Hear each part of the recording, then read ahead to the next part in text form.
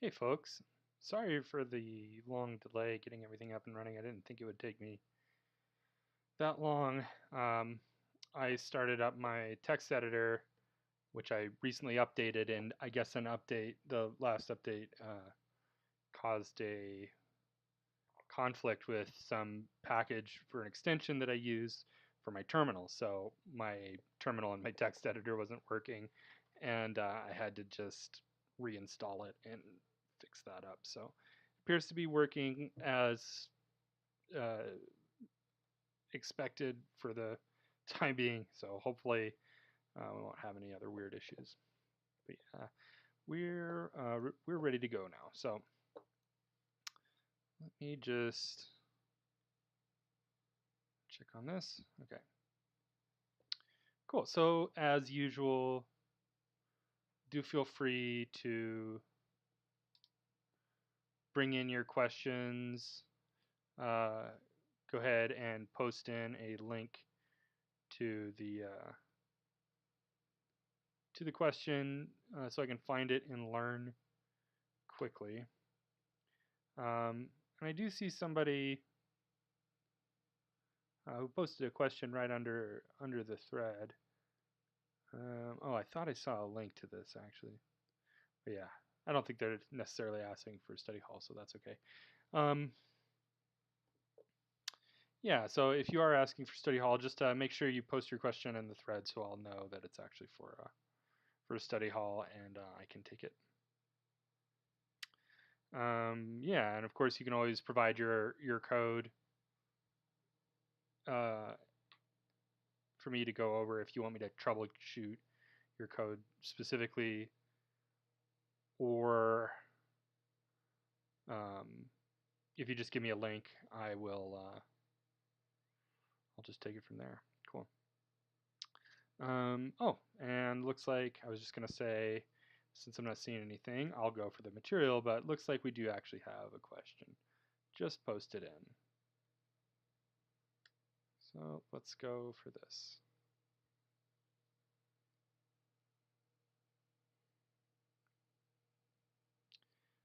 And okay, yeah, that helps. Replace all doubles, number 3.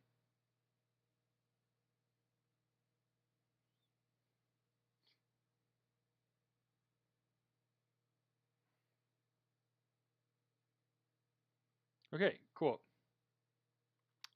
So this one is a bit tricky. Um, yeah, so there's a number of ways to approach this. I think it's easy to approach this with the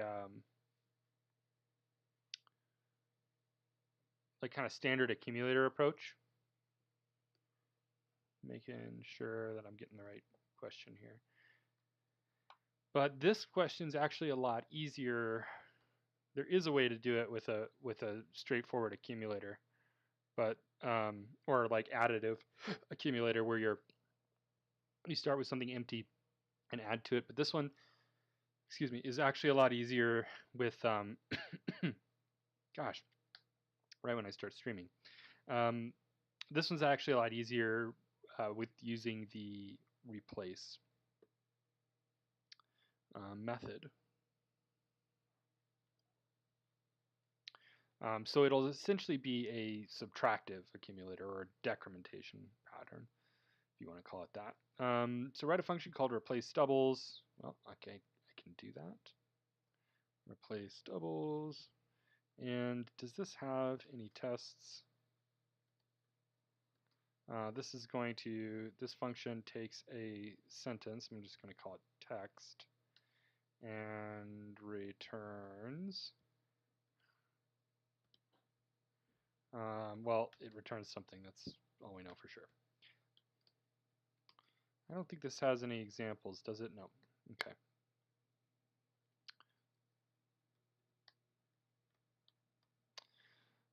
So for this one, let's just do GLO or LD. So hello world, should just give us hello WORLD. Okay. I believe.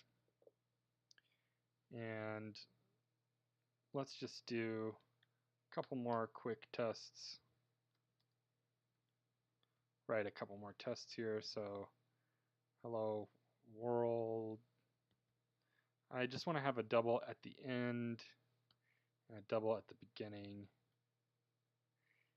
We also want to mix case with doubles.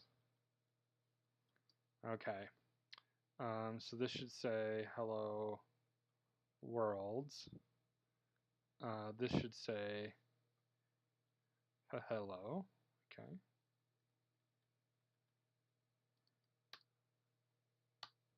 Okay. I'm trying to think because I want to demonstrate the positive accumulator first. So I think I'll call this I'm going to call this string, and we'll call this text equals empty text tert text, and then we'll just say for C in string, and we need we need a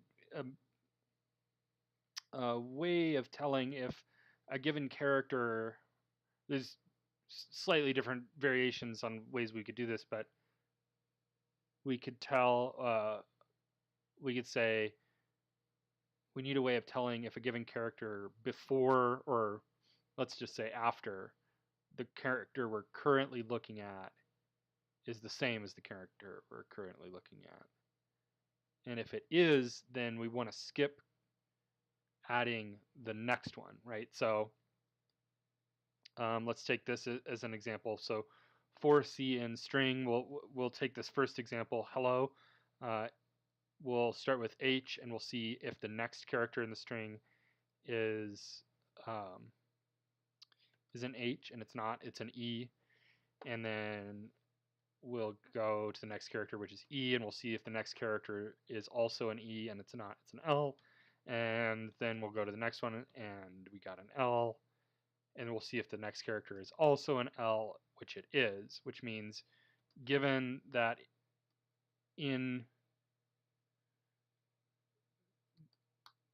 Oh, don't... Oh, really? I can't? Okay. Huh, I gotta fix that. Okay. So while we're checking this one, that tells us that we either skip adding this one and then add the next one, or we skip adding the next one, which is what I'm going to do. And you could do either of those, or you could also check if the last character you added is the same as the current character. Which actually, come to think of it, seems like a much easier way. Huh. Well, I'm going to stick with my initial way. Maybe we'll look at that way too. Okay. So we can do C for current character, and let's do P for previous character. So P will equal string sub index of C, which we'll call I, minus 1. So we need that index. So we'll enumerate.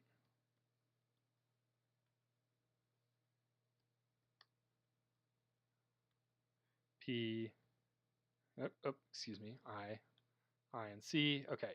And then we also don't want to check the very first one.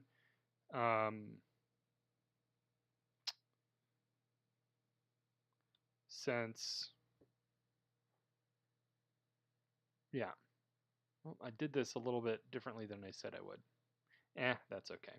We don't want to check the very first one, since when I is 0, we don't want to check 0 minus 1, which is -1, which will give us the last element. So we'll just skip the first case. We'll say if I equals 0, continue. And then p equals string sub I minus 1 will be the previous element in the string.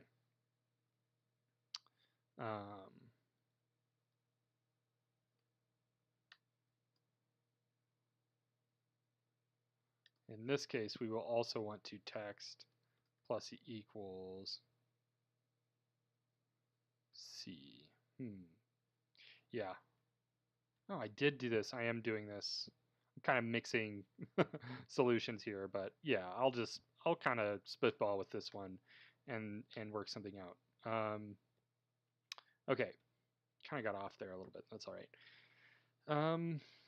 So text plus equals C here, and maybe instead of doing P, I think maybe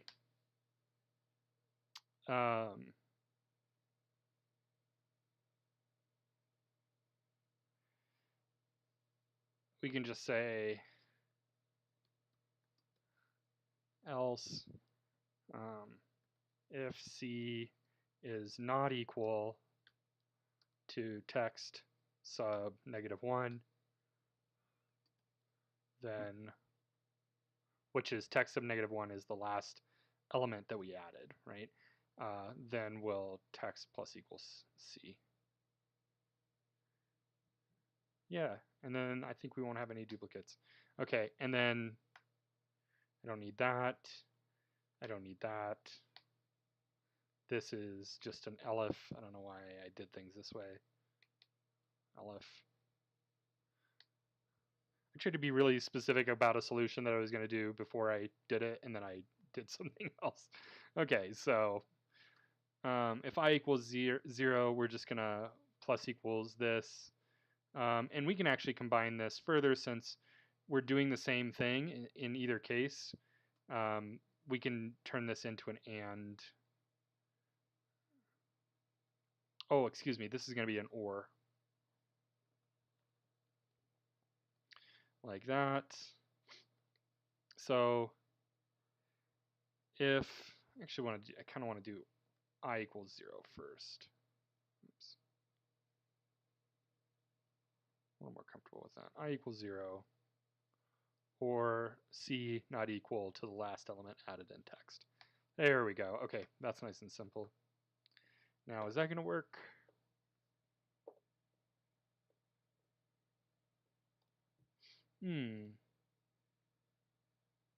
HELOWORLD. Let's test our other tests.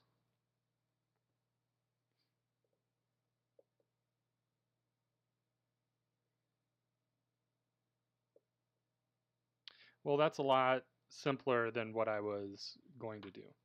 Okay. Here's some prior solutions that I have here too. Oh my gosh.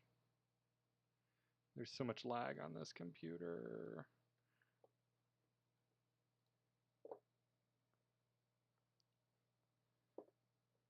Okay, so this one works as well.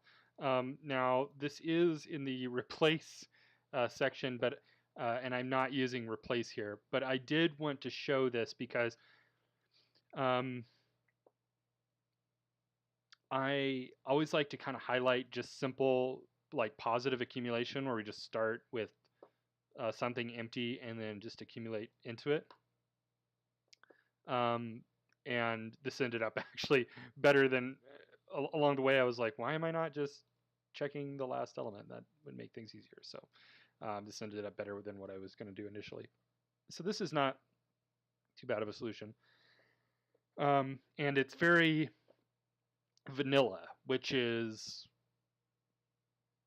I think, a good thing, or it can be, in that like, here's a basically a very standard algorithm, very standard accumulator pattern that we can adapt this standard pattern to work for this particular function. So let's do it the way they want us to do it now, though.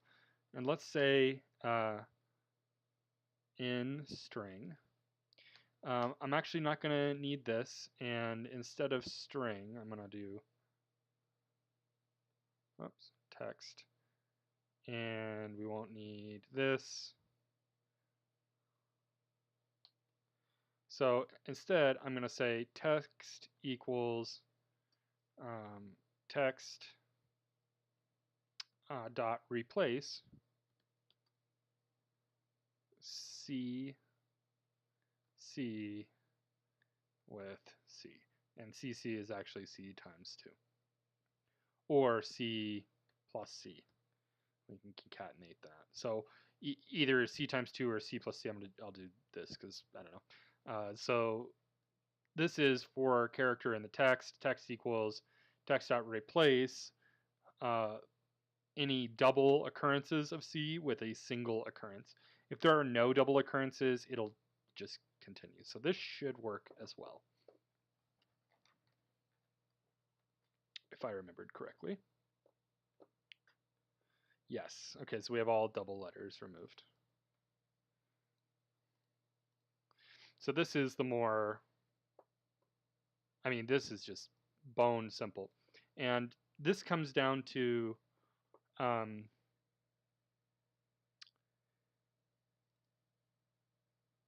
this line. Like this is the, that's really the kind of the difference. So if you're, if you're wondering what, like why I didn't go for this first, let's look at this. Now this is not totally like an unstandard solution, this replace.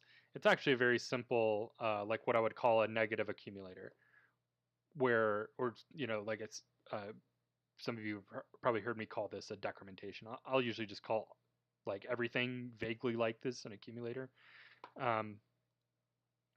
But this is sort of a, we're subtracting the wrong elements away. We're starting with something full and we're like paring it down to just what we want. Whereas this, we're starting with something empty and adding in only what we want. This is sort of the, I don't know, like kind of default pattern. It happens to be slightly more complex in this case, but they're both still pretty simple. Cool. And let me know, the person who asked that, let me know if that was helpful or if you have any further questions. And I'll be happy to take it from there.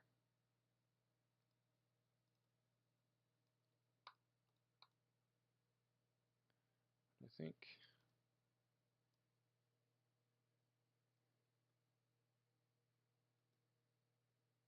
Cool.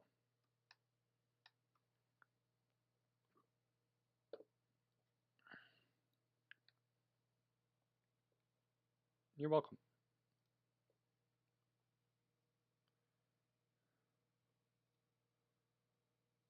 The case sensitivity. Yeah, that's kind of a weird one. I didn't really thoroughly go through this problem statement, but yeah, it does mention that in here. I remember I get asked about this question every now and again, so it's one of the ones that I just kind of have memorized a little bit. So yeah, but there's those little tricks in there that'll trip you up.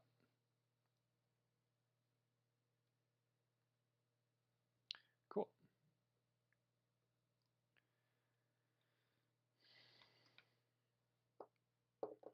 All right. Yeah, if anybody has got a question, don't feel shy to just bring it in at any point. Even if it's in the middle of somebody else's question, because I'll just take it as soon as I can. But since again I'm not seeing anything at the moment, so I think we can just go move on with the problems for now. Cool. Open-ended problems.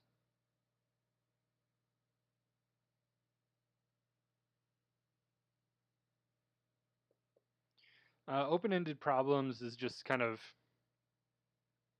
our way of talking about, yeah, okay. So we got another question. I'm going to go for this.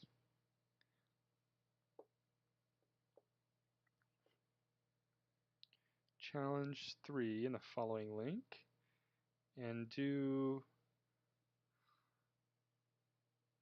yeah. Well, I was going to say, yeah, that's fine. Okay. I'm overthinking things today. I think I had a bit too much coffee. Okay. Lower, upper, and capitalize. So number 3.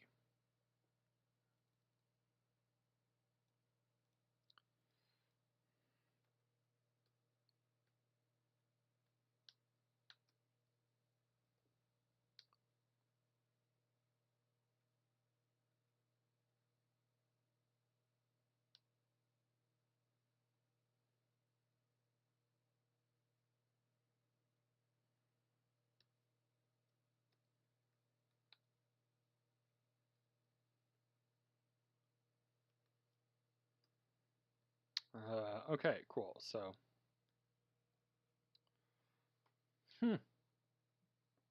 oh yeah, I remember this one. So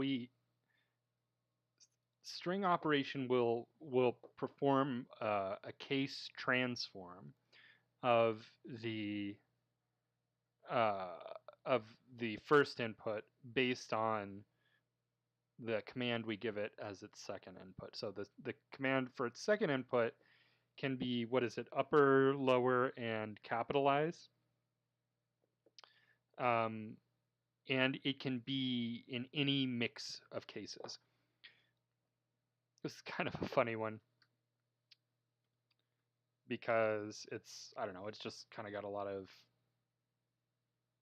oh gosh, I think I just admitted to finding lots of case transforms to be funny. So, nerd moment. So, there's that.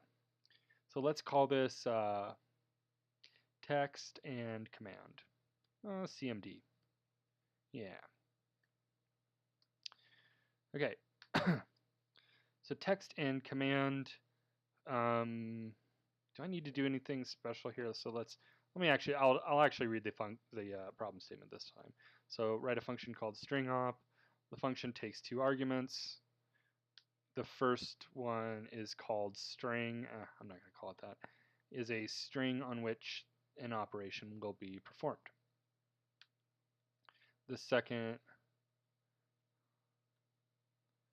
one, called command, can be any variation of the words upper, lower, or capitalized. And this has that example that I was talking about. Any variation means any casing combination. Excuse me. This function should return a new string that is the result of the command. If the command isn't valid, aha, that's what I was wondering. Return not valid. Okay, so let's just handle that right away. Return invalid command, and we want to do this if cmd.lower not in. Now, see, the cool thing about calling .lower on it is whatever the casing of the command is, it's lowercase now. So, and in fact, I think what I want to do is cmd and just overwrite it as its lowercase form by just saying cmd equals cmd.lower, and then now for the rest of my function, I don't have to worry about like what case it's in, because I don't care. I specifically don't, like, this information is not useful to me, and in fact, it's, the casing information is not only not useful, not only do I not want to do anything with it, I specifically want to ignore it. So this is just like, just standardize it as lower, and then we'll just think about it as a lowercase command from now on. So if command not in upper, lower, capitalize.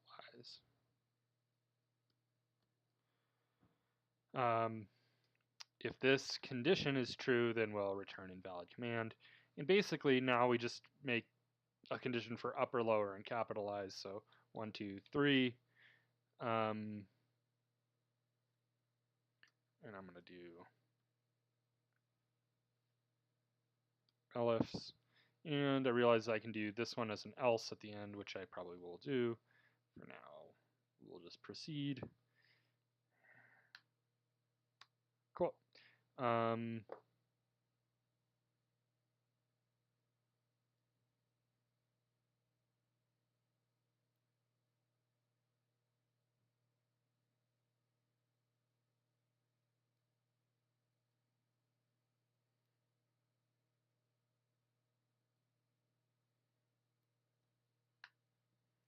Okay.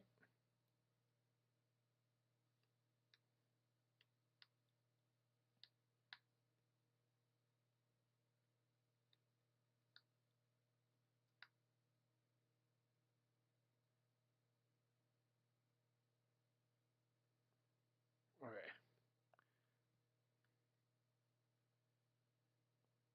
There we go. And oops, one more. We got that cleared up. Okay, so here's our, well, excuse me. Let me change this. So here's our conditions, and now we just need the appropriate returns for each one. And since strings are nice to work with, I really like, it's really easy working with immutable types because you don't have to worry about copying them or modifying them in ways that they shouldn't be. Oops. So for this, we'll just return the, oops, txt. Oh my gosh, txt. Let's see if I can actually type on my keyboard. So for this, we'll actually just return each of the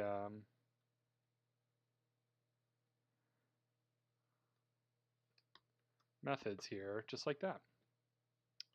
And then that should do it. And like I said, I think it kind of makes more sense to just do this as, I wrote that kind of complicated condition there, but I don't think it's really necessary. So if command equals upper, we return text upper.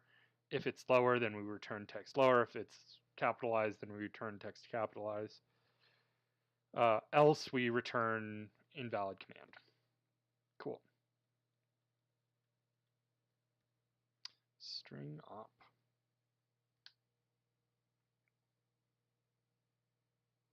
Let's see. Yay, it worked. Cool. There was something else about this I was going to show.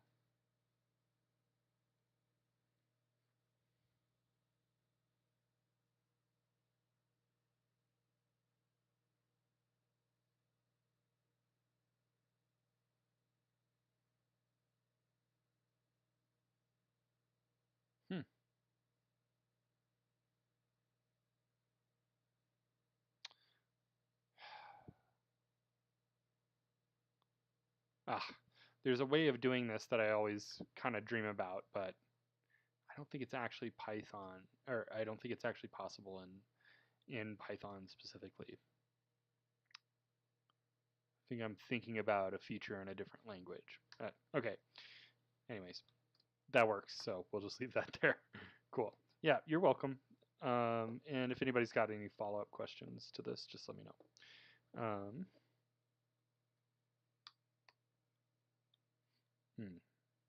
Okay, cool. And I'm not seeing another question at the moment. I think I'll give people, I'll just put a minute on the clock and just wait to see if anybody wants to bring something in. And then if not, I'll go through the material, but I'll just give folks an extra second here.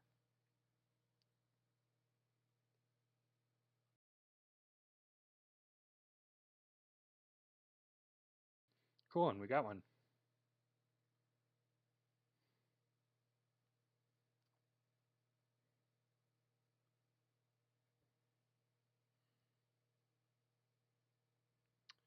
So challenge 3 here. Join and split.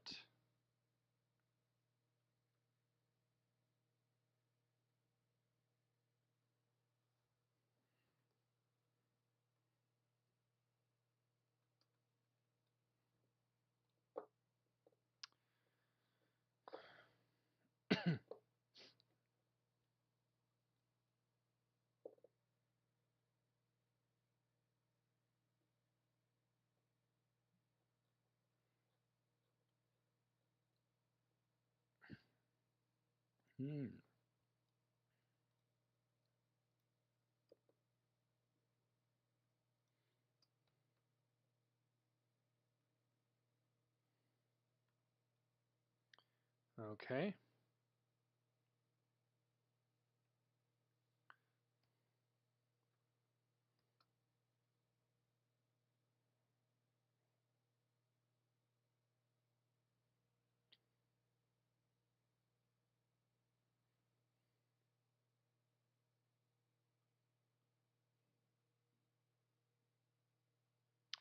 Getting a type error. Go ahead and paste in your code and the error that you're getting, and I'll address that specifically. For now, I'm just going to get started on a solution.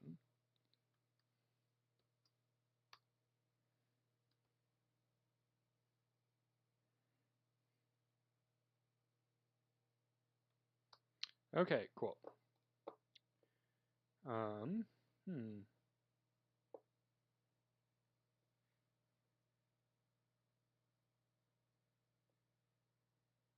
So write a function called CSV square CSV should take in number data in CSV format as CSV strings, square the numbers, and then return the squared numbers in the original CSV format. Interesting. Oh, okay. Right.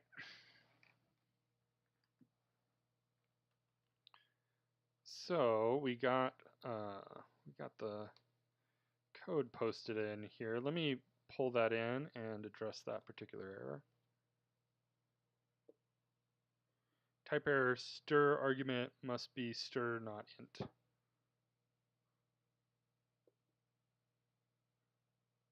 Argument 2 must be stir, not int. Ah, I see. I didn't know stir could take a second argument, but I guess you learn something new every day. I don't know what stir's second argument is. I can't even imagine. Okay.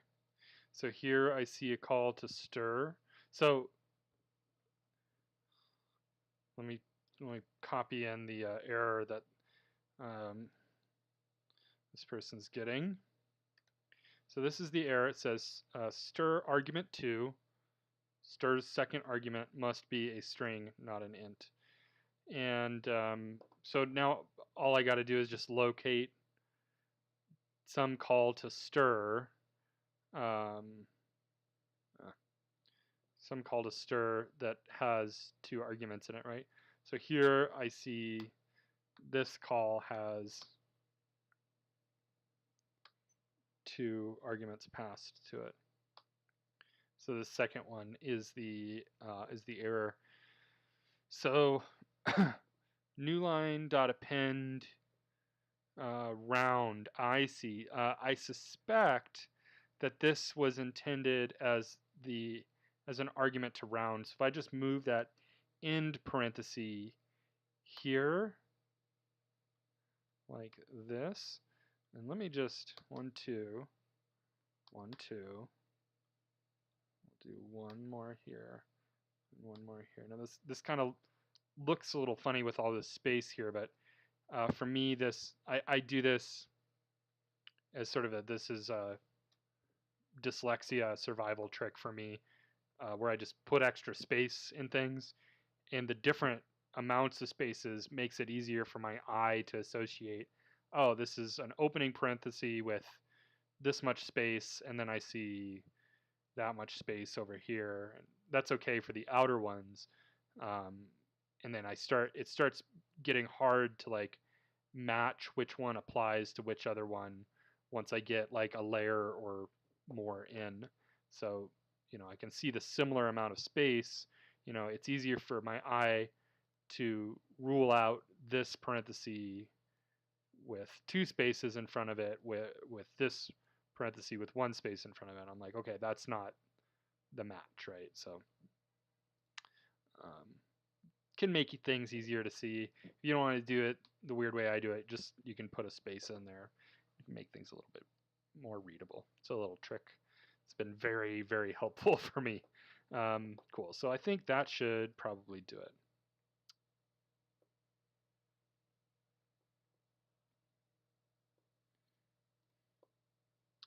Let's see. We get. Looks like we get a different error here. Name error. New list line is not defined. New list line. Let's see what that's. Looks like this is just missing the S.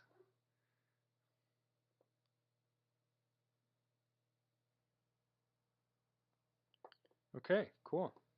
And did this say all floats should be rounded to the second decimal place? Yeah, okay, cool. That looks pretty good to me. You're welcome. Let's see if that's gonna run. Cool, it works. Well, nicely done. You were really close. Just that trick. And this is there's a lot going on in that line. You know, there's a lot of parentheses, and you know, you get the comma in the wrong spot, and that'll definitely throw you up. But yeah, you were really close on this.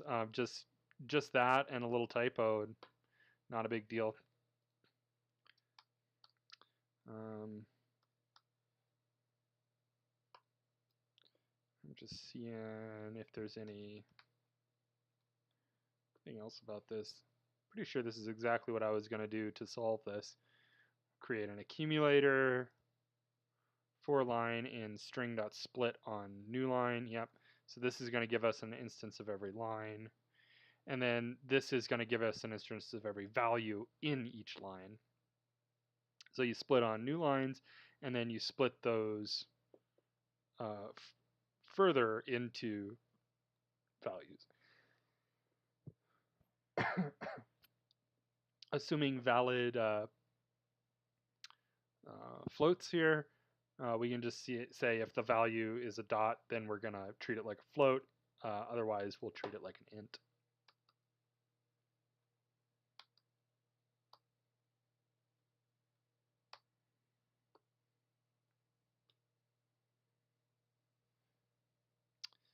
And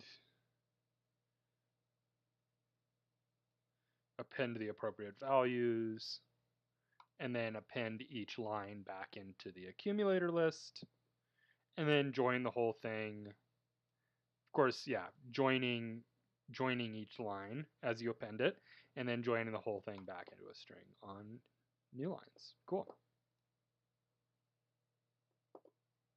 Yep, this is exactly what I was going to do, by the way. Nicely done. Nice solution.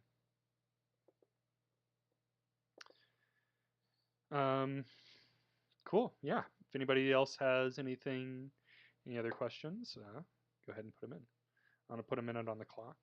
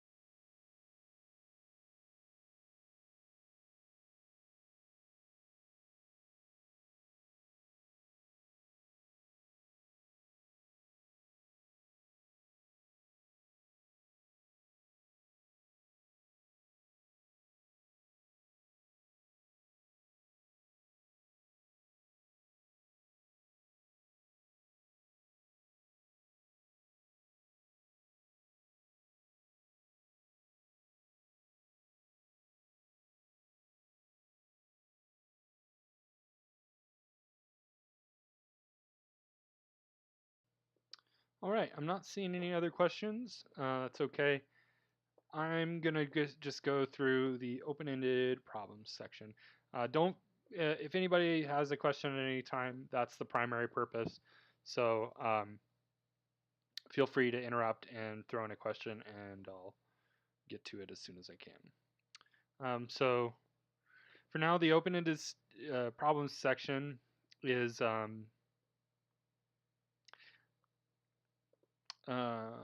this is just about while loops essentially, and this is a way of looking at certain problems. What we mean by open-ended is essentially it's just a way of describing a problem where we don't know the number of solutions, or the number of iterations necessary to solve the problem, right? Examples of this would be like if you have an isPrime function tells you true or false whether a number is prime or not, and you want to build a next prime function, use the isPrime function to determine whether a number is prime or not, and then search for the next prime number after a given number, right? So if I gave it the number 10, well, that one's easy because I just checked the next number, which is 11, which is a prime number. If I gave it the number 13, which is a prime number, it wouldn't check 13, but it would check 14, which is not prime, 15 is not prime, 16 is not prime, and then 17 is a prime number. So, yeah.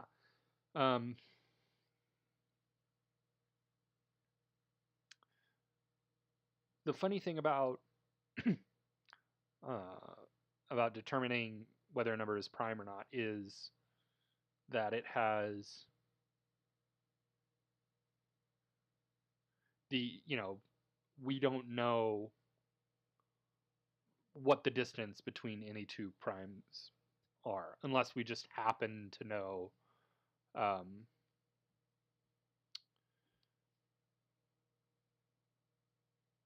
like if we just happen to have like a database of prime numbers and we can just look up each one. But yeah, so that would be an example of an open-ended problem where we can't determine ahead of time the amount of iterations that would be needed to solve that problem. Another example of an open-ended problem is like a menu. Like if I made like a little terminal menu that took input from a user, and this is a really common way of combining input inside of while loops to ask the user for input, either until you get valid input or to just prompt the user so that you can continue to use the program, right? So you usually just want to keep the program running until the user stops it.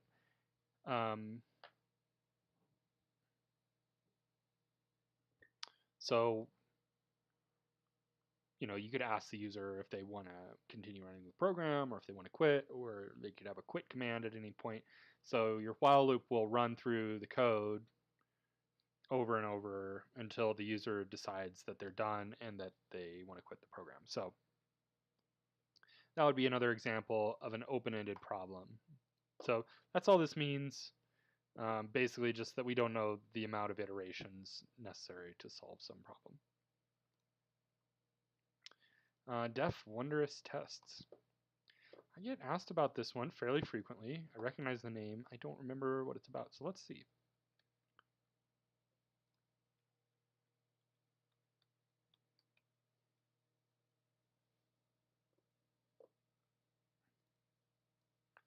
Okay.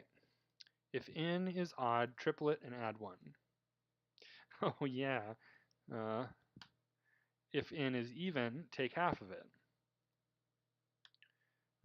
Repeat this process until the number 1 is reached. Return a list of all the numbers that were iterated through.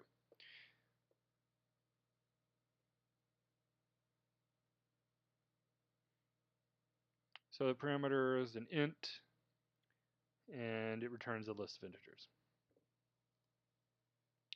Cool, so let's just have a few tests for this wondrous test.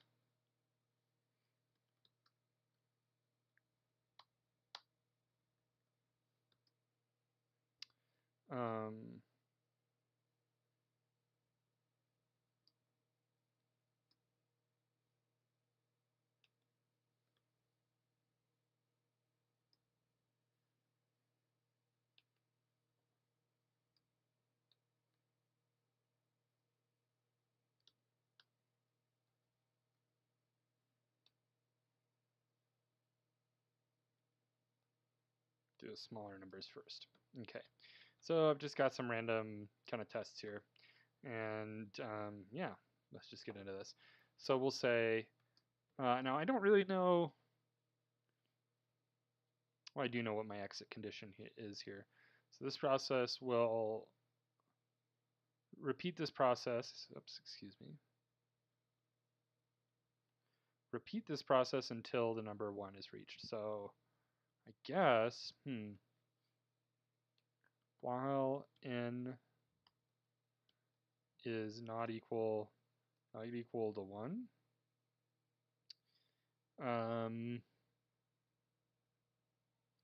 I'm wondering, is I'm going to do is greater than or equal to 1. That way, if I end up with a situation where it's less than 1 for whatever reason, yeah, like it won't get into an infinite loop. Okay, so the process is if it's odd, so if n mod 2 equals 1, n is odd, then we will triple it and add 1. So we'll say n equals n times 3 plus 1. And I think this is going to not, the order of operations will just shake this out in the right way, but I'm just going to do parentheses just to be safe. Else, and divide equals 2?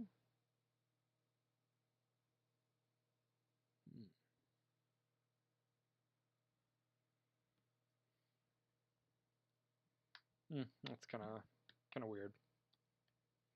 I think that would work fine, but I'm going to do it this way.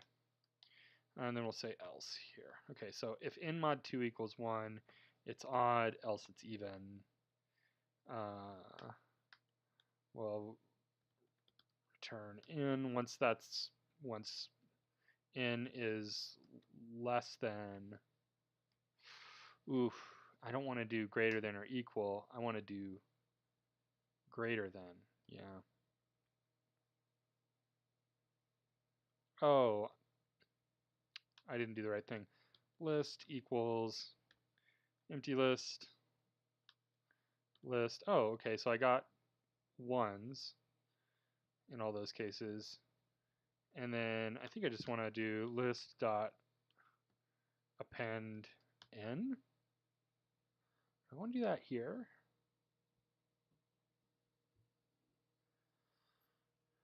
Huh.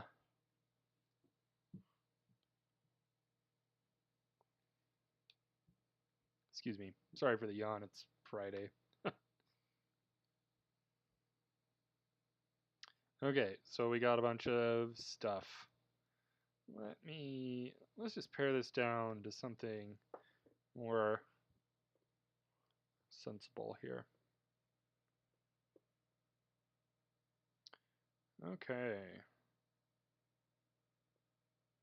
Oh wow, 7's pretty long. 10's much shorter. So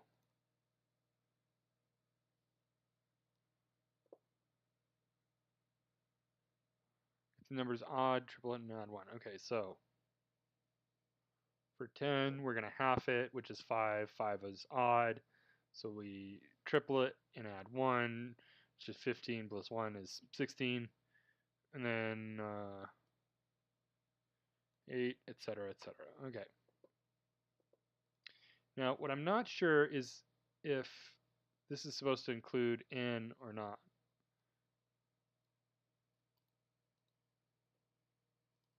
I don't think it says in the test explicitly, but that's okay. If my test fails, I'll just throw in here and we'll start list with in already in it. It does fail. We'll just try this, see if that makes it work. And if not, then we'll actually look at the error. Okay, that made it work.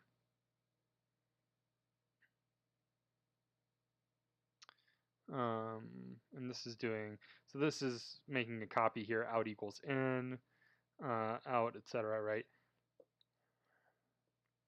So this just uses in or out as a sort of a surrogate for in, but yeah. You could do things this way, but I don't think in actually ever shows up in here again. So to me, I'm like, why not just use in, you know, unless you're going to use it, unless you need the original number for some reason, but in a problem like this, you don't. And it's okay to operate directly on the input with an immutable type. You don't have to do anything to copy it or anything like that because it's immutable. You're not going to have to worry about you know, the variable that you passed into the function having a different value with an immutable type after the function runs, like you would with a mutable type. Excuse me, something in my eye. Okay.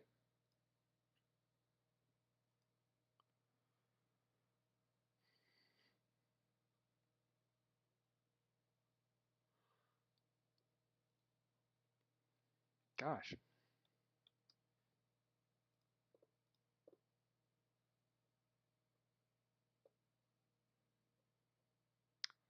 Next prime. Ah, cool. Well, I was just talking about this problem. I gave this as an example. I like this. I find it fun. So complete the function called next prime. This function takes a single parameter called num and returns the first prime number that is larger than the num passed. Note this function takes only positive numbers. Okay. So for this one, I'm going to define a separate function to determine whether a number is prime or not. And we'll use this number, or this function, in the next function to find the next prime number. So is prime is going to take in n, and basically we can tell if a number is prime or not by just checking every number for I in range. If we check every number starting at 2 and divide it by every number between 2 and n, not including n itself, and see if any value of I or of n over I equals 0 or has a remainder of 0.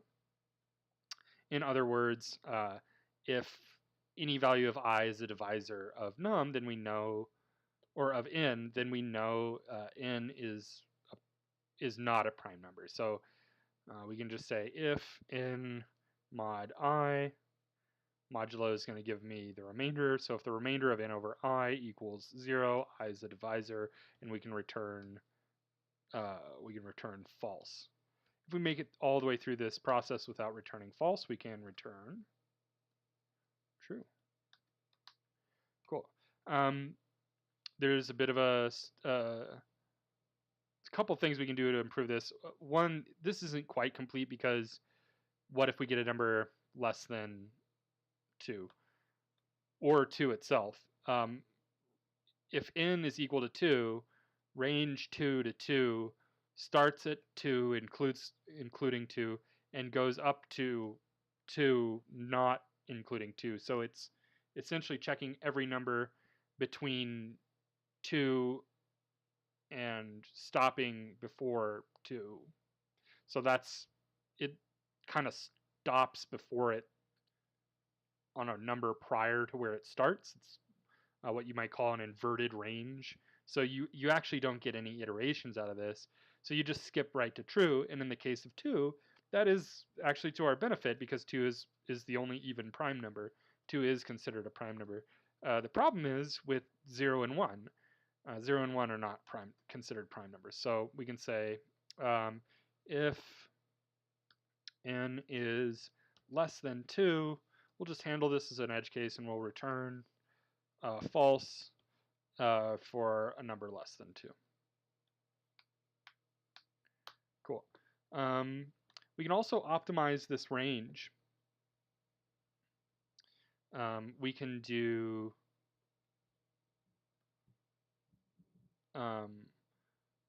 we don't need to check since divisors come in pairs.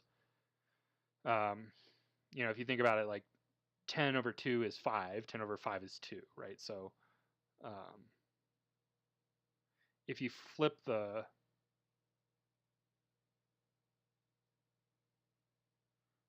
denominator and the quote, like numerator over, well, a over b equals c, a over c equals b, right? So if you flip the numerator and the quotient, they sort of complement each other. So they'll always kind of go hand in hand. The one kind of exception to that is with squares. Like 16 is 4 squared, so 16 is a perfect square. So if you have 4 is sort of in a pair with itself. So you could say that it's either in a pair with itself, 4 times 4, or 16 over 4 is 4 kind of thing, or you could just say it doesn't have a pair. So that's really the one exception to that. So given that, we don't need to check every number, right? We can also say that no number over half of n is ever going to be divisible. So we don't need to, in the case of 10, or let's say a prime number like 13, 13 over 2 is going to be 6.5. So if we check a number greater than 6, we know that there's never going to be a divisor of 7 or 8 or 9 or 10 or 11. Not just because we know 13 is a prime number, but because that's not how division works. We won't ever get a whole number divisor that way. So we can optimize this range a little bit by doing n over 2. And we can optimize it further. So that'll do half of n, right? That'll check up to the halfway point. We can optimize it further by doing actually n to the square root of 1 over 2. And we want to include that in the case of squares, so plus 1. We also want to check only odd numbers. The only exception to that would be 2. So we could start this at 3 and then just handle 2 separately. So we could say if n mod 2 equals 0,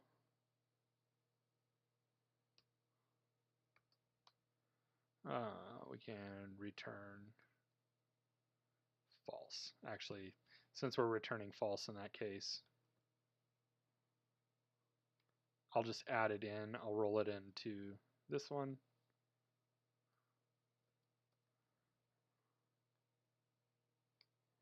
Okay, so if n is less than 2, or if n is even, then we'll return false. This does screw up that kind of nice serendipity that we had with 2, so we need to just check 2 directly. So I'll just say if n equals 2, we'll return true. Okay, cool. It's a bit of a monster now, but it's a really good is prime function. So let's just verify that it's going to work. We'll say for I in range. Let's just do 20. And we'll print I and is prime I. Okay, so this will print out I and whether or not I, true or false, whether I is prime or not. I will start at 0 and it will go up to and include 19. Yep, we got a problem. Invalid syntax. I deleted the parentheses. Okay.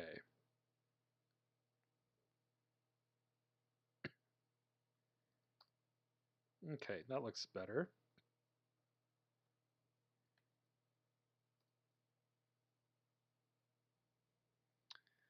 Float object cannot be interpreted as an integer. Right, so this is going to give me a float. I always forget about this. I'm just going to cast that as an int. I think you can do floor division here. I tend to think of int as a more consistent operation in this case, so I'm just going to do int. Okay. So 0 and 1 are not prime, those are false. 2 and 3 are prime, that's good. 4 is not prime, 5 is prime. 6 is not prime, 7 is prime. 8, 9, and 10 are not prime. 11 and 13 are prime, but 12 isn't. That's good. 14, 15, and 16 are not prime. 17 is not prime. Or 17 is prime, and that says true. 18 is not prime, and 19 is prime. Good. Okay, so that's a working is prime function. And then we can say def next prime will take an n, and we'll say while, I'm just going to do, what should I do here? I'm just going to do while true. While true, n plus equals 1. And if is prime, n, return n. So this is nice because if n starts out as a prime number, say 13, well, we increment it right away to 14, and then we say if is prime n, as soon as we get up to, well, if we start at 13, we would get up to 17, and then the next number that's prime is 17 if is prime of 17 is true, which means we just return n, which is 17. So that's one way to do this. Another way to do this would be, I guess, just while not is prime of n, but we don't want to check n because n itself might start out as a prime number. So we're just going to say plus 1 here, plus 1.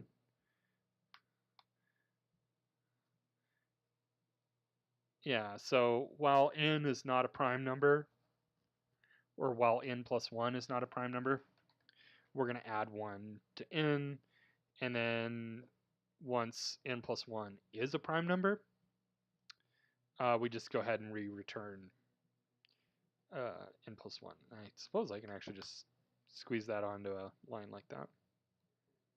Kind of nice.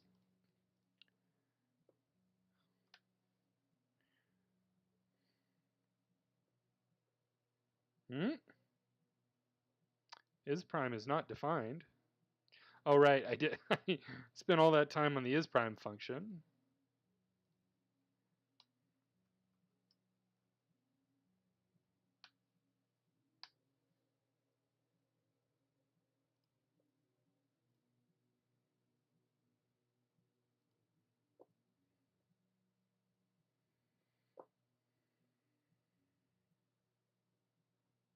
Okay, cool.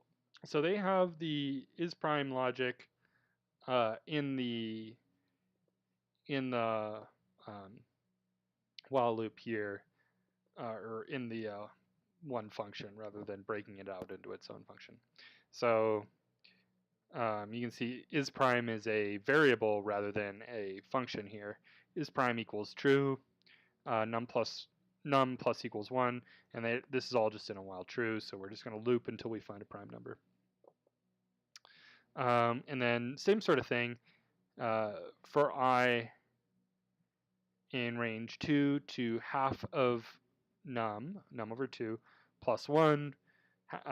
That'll include the halfway point, which I forgot, but we actually do want to do that. And then if num mod I equals 0 is prime equals false, and we'll just break this for loop and check if the number is prime.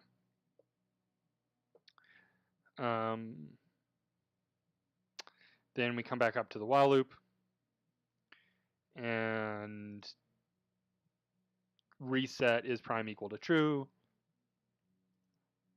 and increment num by 1 again and just repeat the process until we find a prime number. So that's all that's happening there. Cool. Twin prime. Cool. This one's a fun one too.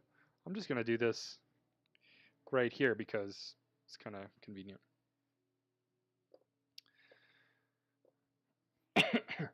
Okay, so twin prime.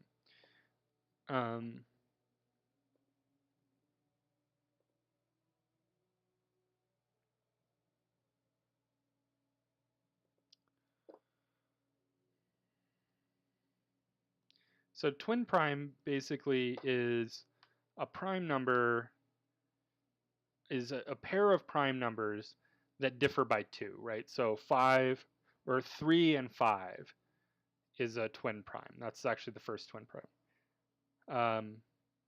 And then 5 and 7 is the next twin prime. And then 7, number 2 more than 7 is 9, but 9 is not a prime number. It's divisible by 3. So 7 isn't the lower part of a twin prime. But then we have 11 and 13. We have 17 and 19, etc.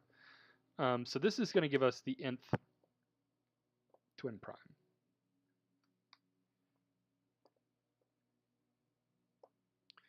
So basically we're just going to say while true, and for this, I think I'll just have a tally, or maybe I don't need a tally. I was going to increment the tally until it was equal to nth, but I think I can just decrement nth until it's equal to 0. Why don't I do that? So nth minus equals 1. And we need a number to start checking on. So I'm going to call that I.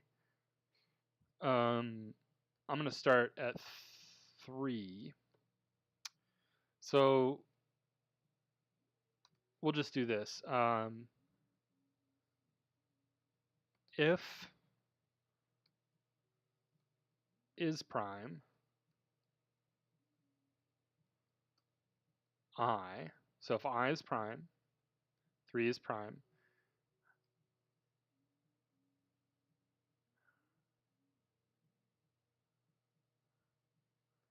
and so we want to also know, yeah, let's do it like this. Like, so if next prime I, because I just want to use both of the prior functions just for fun. So if the next prime after I minus I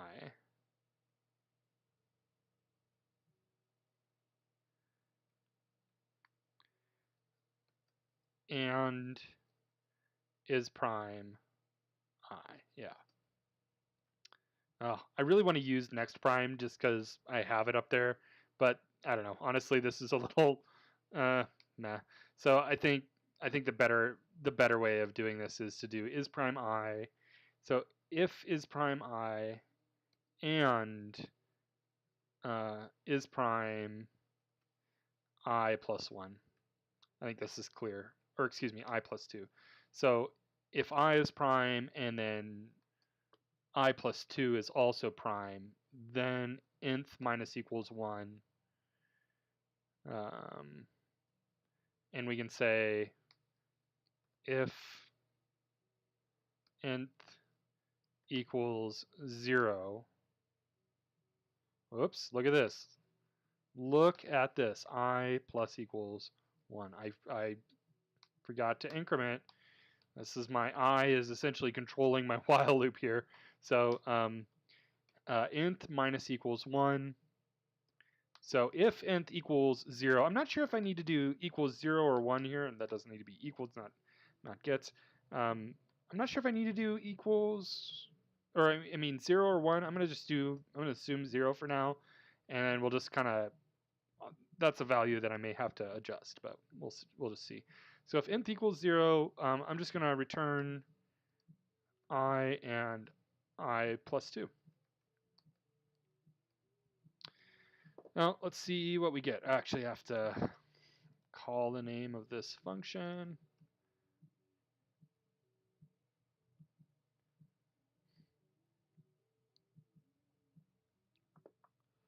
Yeah, I don't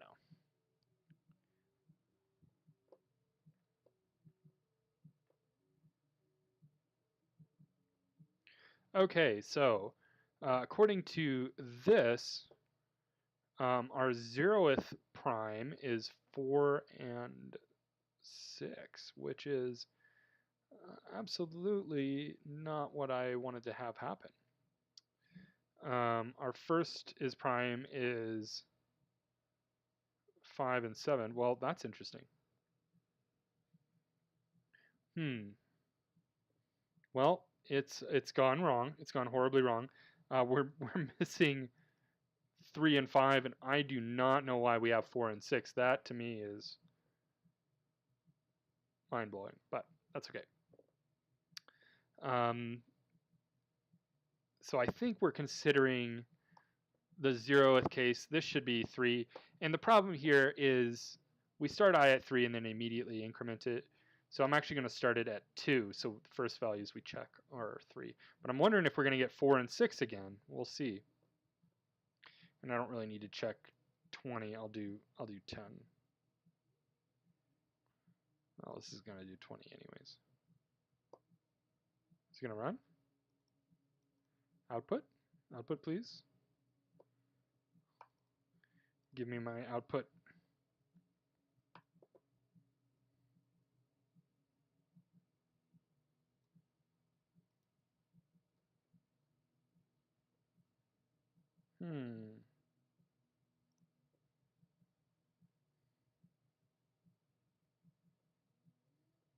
Well, it printed the right amount of lines, but they are empty. And this looks... I wonder if I'm having a little issue with my terminal here.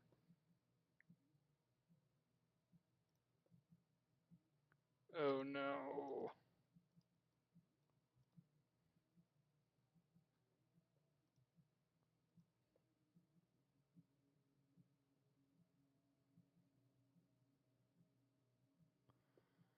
Oh, well that's just pretty inconvenient.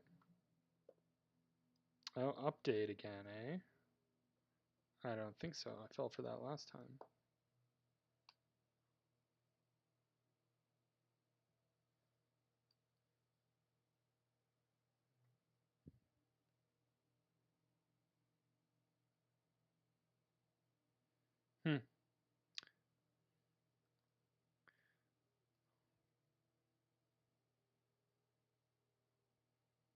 Let me just try it this way. Sorry about this.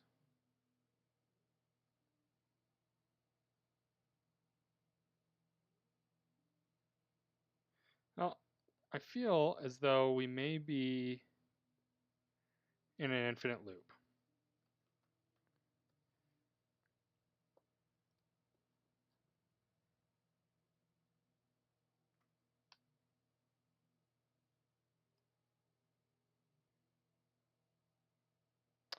Oh, that's what it is.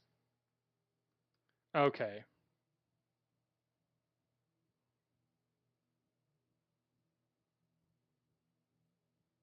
So we've got something going on here. So my script was not working, but let's print testing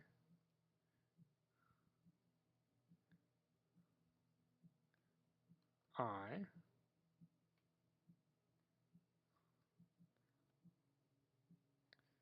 Okay. So let's see where that number gets weird. I like it when I honestly do like it when I actually have to start debugging something. Testing 0. Okay. So the 0th, right. Oh, so I got to do less than or equal to 0.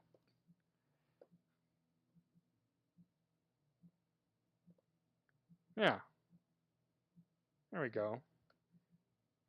Let's try that. Okay.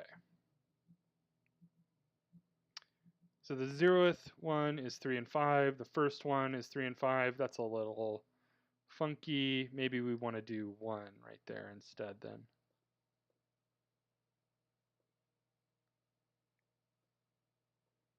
Nope, that's just going to make them 3 and 5 for the first 3. Well, okay, maybe we'll do that then.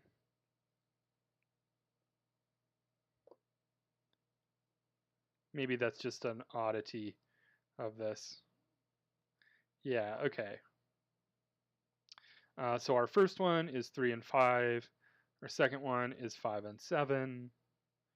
11 and 13, 17, 19.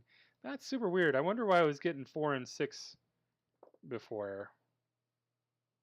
I don't remember what I changed. I have no idea what I changed.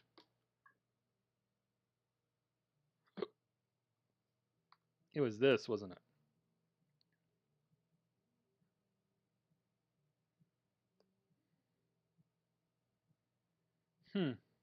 So I start I at 3.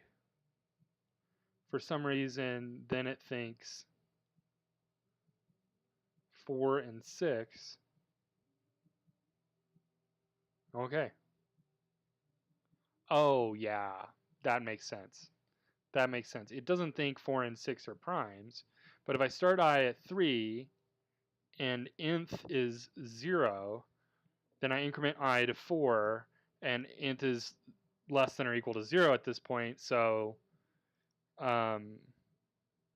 it returns 4, and 4 plus 2, which is 6.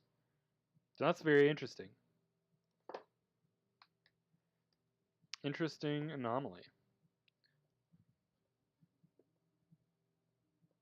Okay, cool. Well, had a couple little curveballs in that one. It's kind of nice. I actually like the opportunity to be able to like debug something for once. Oh, okay. And it doesn't work, which is great. I guess I'll have more debugging to do.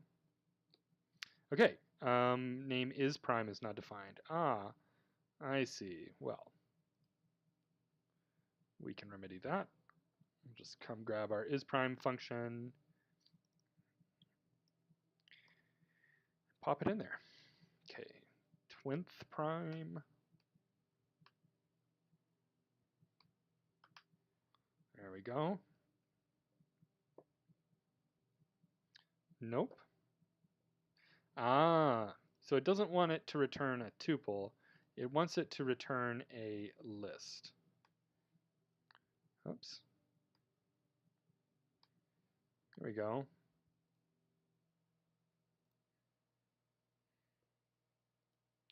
And that succeeded. Nice. Cool. All right. Well, that about concludes our normal our normally allotted time for study halls. This is our normal stopping point. Hopefully everybody found this enjoyable and informative. Always have fun doing these. I hope you do too. Let me know if you have any ideas or any other questions that I can help you with offline. I'll be happy to take them as soon as I can. Apologies if I've kept you waiting this week. I've just needed to take a little time off. I'm sort of getting on the, not like burning out, but getting close to that a little bit. So just needed some time to kind of rest and relax. So apologies if I've kept you waiting, but I will get back to you as soon as I can. Awesome. Go ahead and give the video a like if you liked it, and not if you don't. But yeah, I'll see you next study halls, and y'all have a good rest of your day.